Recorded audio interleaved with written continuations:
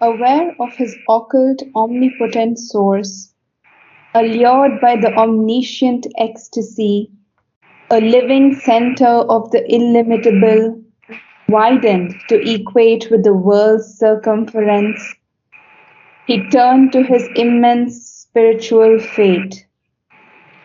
And here we see very clearly that Sri Aurobindo is writing autobiographically. Mhm. This is all Sri Aurobindo. Let's look at the various things he says about himself. That he is aware of his omnipotent source. It's an occult omnipotent source, no doubt. It's hidden. Occult here means more hidden, not the occult that we understand as mysterious. It's just hidden. And he capitalizes the word source, which means he knows where it has come from, where it has originated. He's aware of that. He is allured by the omniscient ecstasy. And Sri Aurobindo refers to this passage, and he writes to Amal, actually, and it's included now in Letters on Savitri. I certainly won't have attracted in place of allured. There is an enormous difference between the force of the two words, and merely attracted by the ecstasy would take away all my ecstasy in the line. Nothing so tepid can be admitted. Neither do I want thrill in place of joy, which gives a false color. Precisely, it would mean that the ecstasy was already touching him with its intensity, which is far from my intention.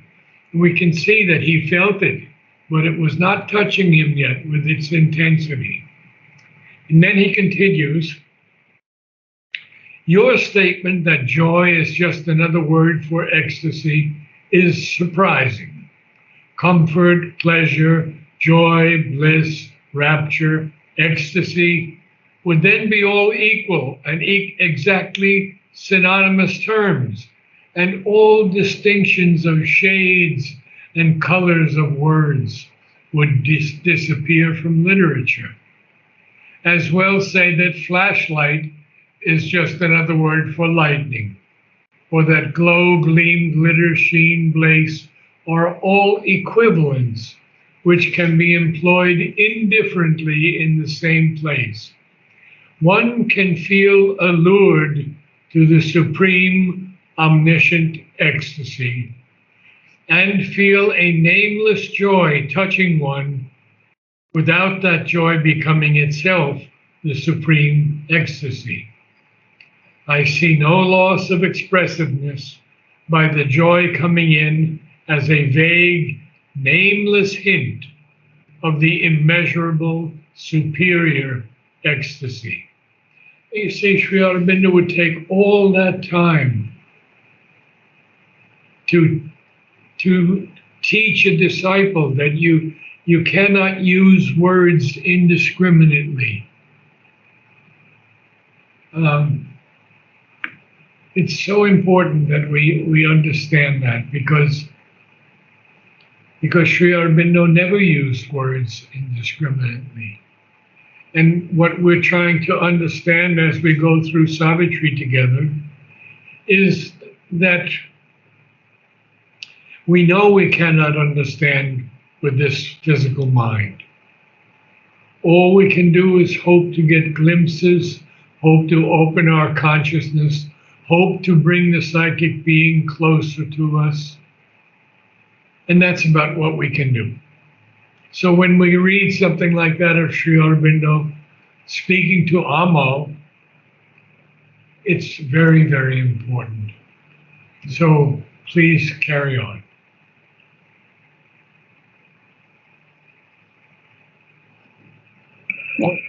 abandoned on a canvas of torn air, a picture lost in far and fading streaks, the earth nature's summits sank below his feet. He climbed to meet the infinite more above. Ah, see, so this is the earth nature and the earth nature's summits. He's rising so high that these summits of the earth nature are sinking below his feet, and he's climbing to meet this infinite more above.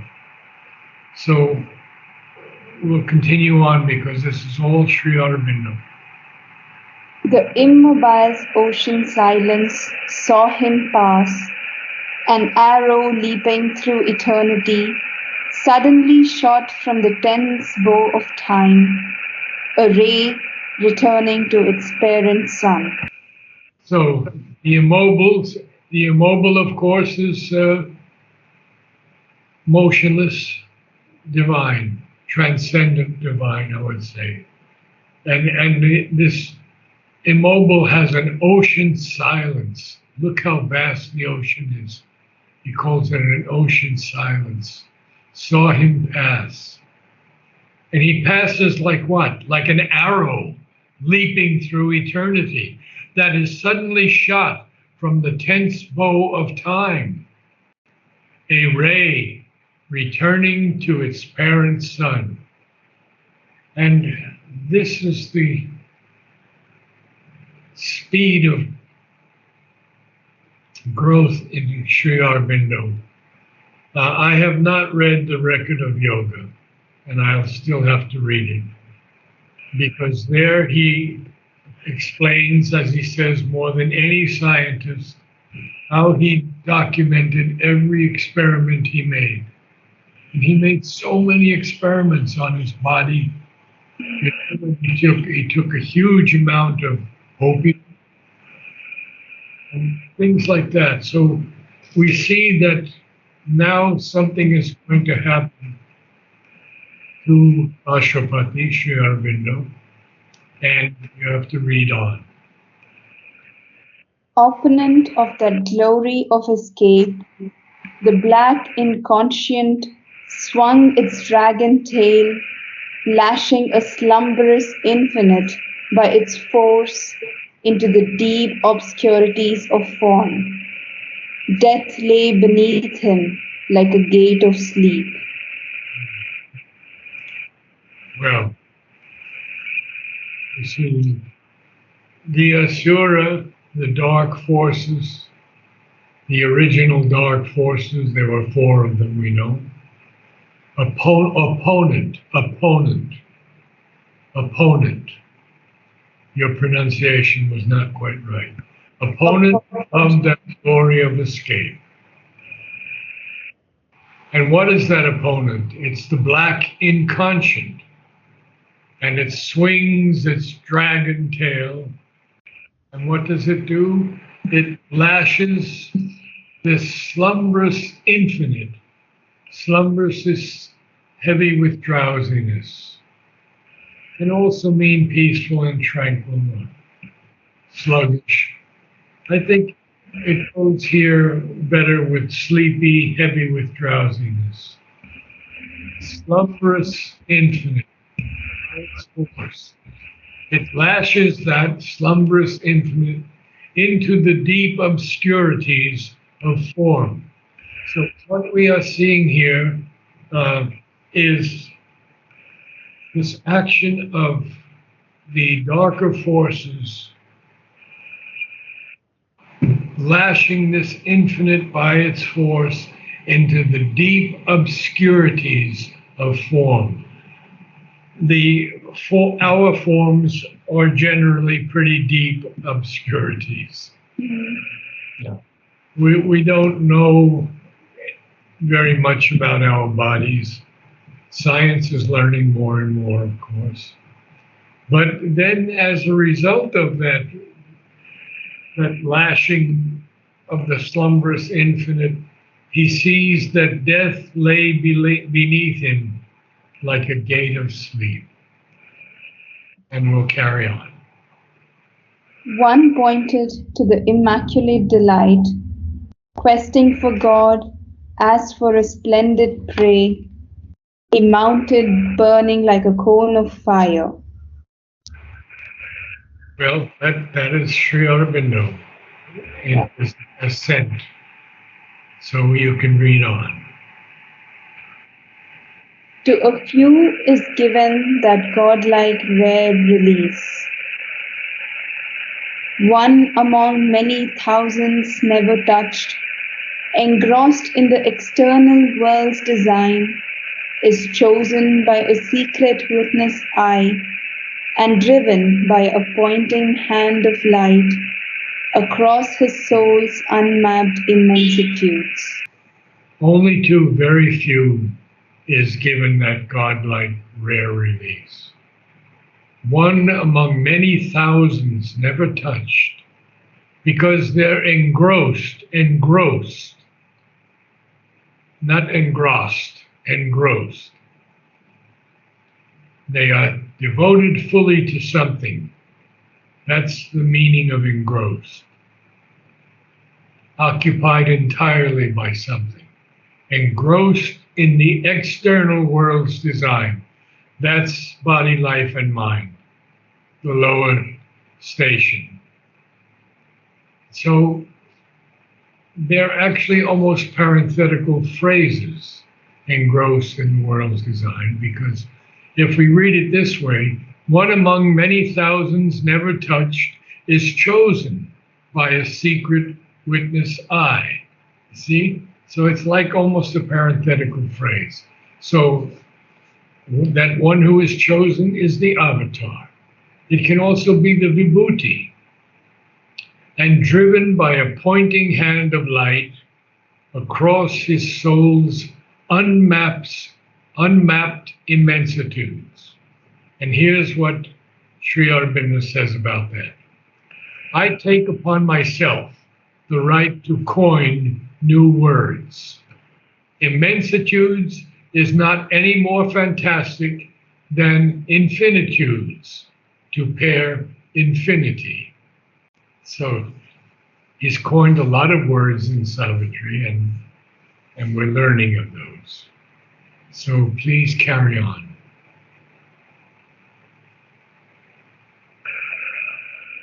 A pilgrim of the everlasting truth, our measures cannot hold his measureless mind.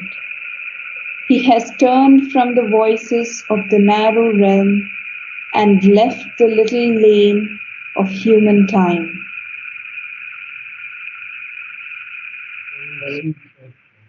Sri Aurobindo had to come into a human body. All the avatars have to come into a human body.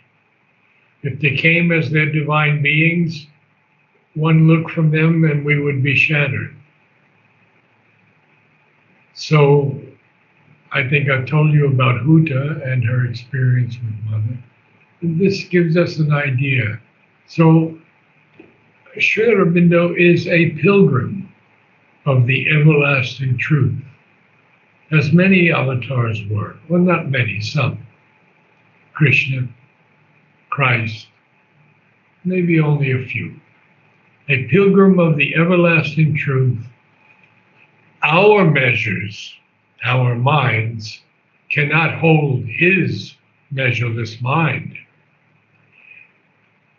He has turned from the voices of the narrow realm and left the little lane of human time. So he is living in eternity, but he has to be here present for us as the avatar. But he still has left the little lane of human time. So he's going on autobiographically. In the hushed precincts of a vaster plan, in the hushed precincts of a vaster plan, he treads the vestibules of the unseen, or listens, following a bodiless guide to a lonely cry in boundless vacancy. Oh, how beautiful.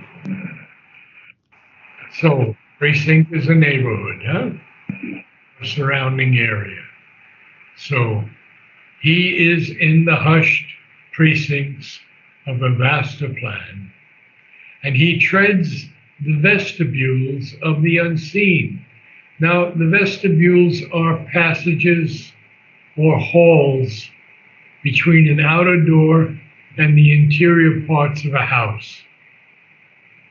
We had a vestibule in my parents' house, and you entered, and many Tamil houses have vestibules.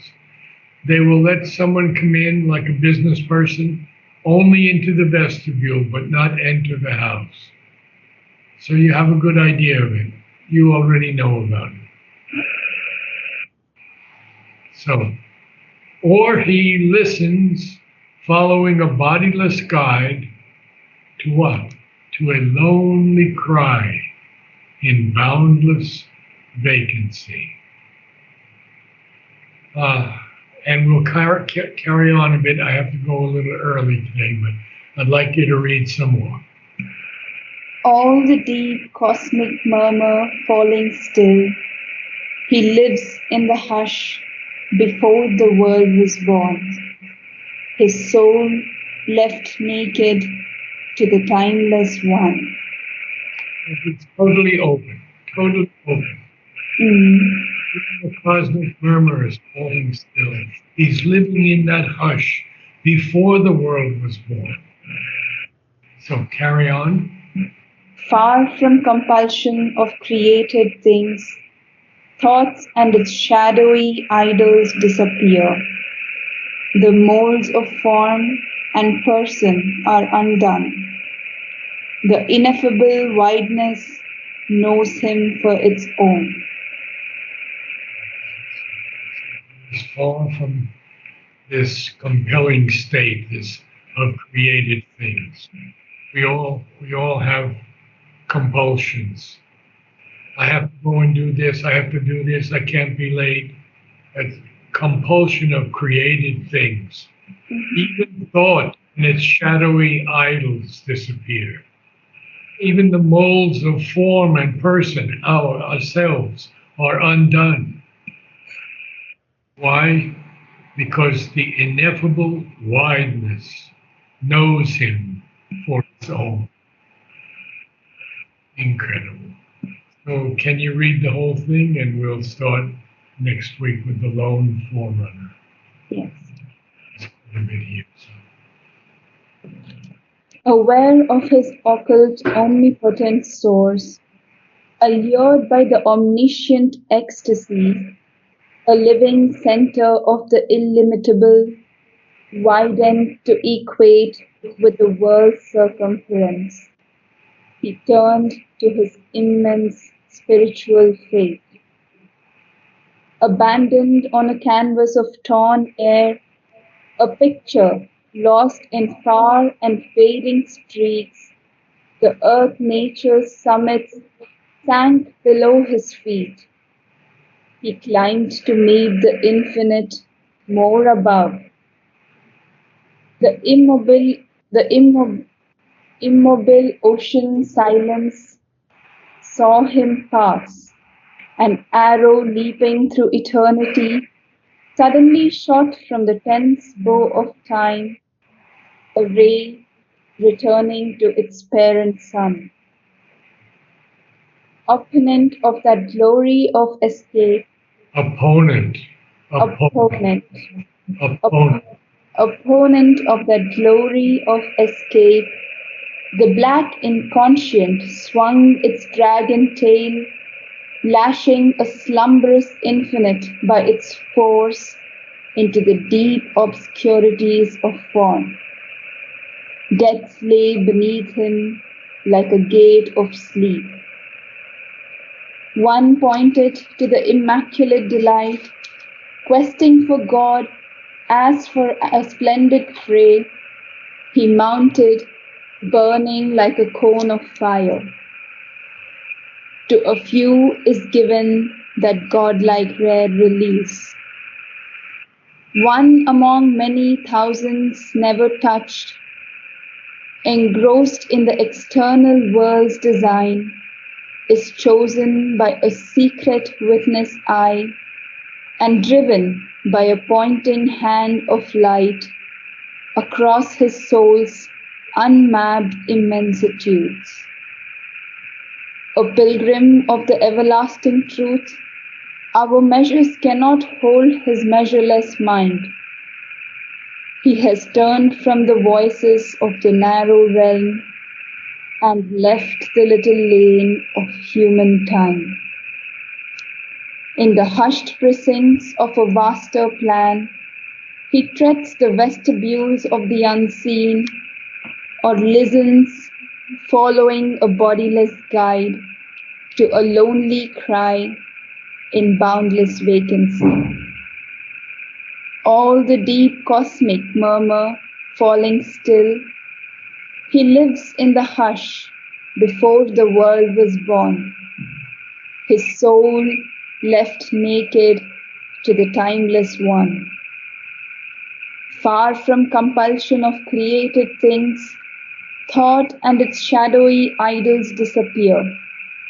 The molds of form and person are undone. The ineffable wideness knows him for its own. You're making good progress in the reading. Very good. I have no criticism today at all. No comment. Excellent. Thank you. Thank you so much. Namaste.